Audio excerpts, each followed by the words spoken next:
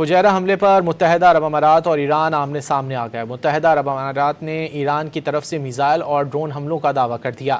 Fujairah بندرگاہ پر تیل تنصیبات میں آگ بھڑکنے سے 3 بھارتی شہری زخمی ہو گئے۔ ڈرون حملے سے فجیرہ پیٹرولیم انڈسٹریز زون میں خوفناک آگ لگی۔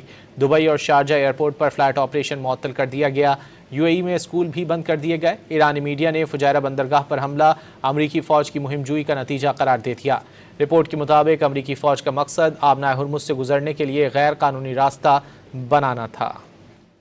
متحدہ عرب امارات نے ایران کی طرف سے میزائل اور ڈرون حملوں کا دعویٰ کیا ہے۔ فجیرہ بندرگاہ پر تیل تنصیبات میں آگ بھڑکنے سے 3 بھارتی شہری زخمی ہو گئے۔ اماراتی وزارت دفاع کے مطابق ایرانی ڈرون حملے سے فجیرہ پیٹرولیم انڈسٹریل زون میں آگ لگ گئی۔ ایران نے 15 میزائل فائر کیے جنہیں فضا میں تباہ کر دیا گیا۔ تباہ کیے گئے پروجیکٹائلز میں 12 بیلسٹک میزائل، 3 کروز میزائل اور ڈرونز شامل ہیں۔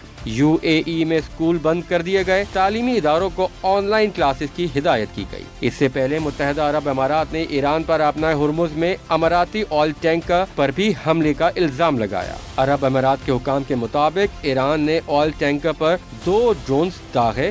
دوسری جانب ایرانی میڈیا نے فجیرہ بندرگاہ پر حملہ امریکی فوج کی مہم جوئی کا نتیجہ قرار دے دیا۔ رپورٹ کے مطابق امریکی فوج کا مقصد آبنائے ہرمز سے گزرنے کے لیے غیر قانونی راستہ بنانا تھا۔ امارات پر ہونے والے ایرانی حملے اسرائیلی دفاعی نظام کے ذریعے ناکام بنائے جانے کا انکشاف ہوا ہے۔ امریکی چینل CNN نے دعویٰ کیا کہ متحدہ عرب امارات پر ہونے والے میزائل اور ڈرون حملوں کو روکنے میں اسرائیلی دفاعی نظام کا بڑا اہم کردار ہے۔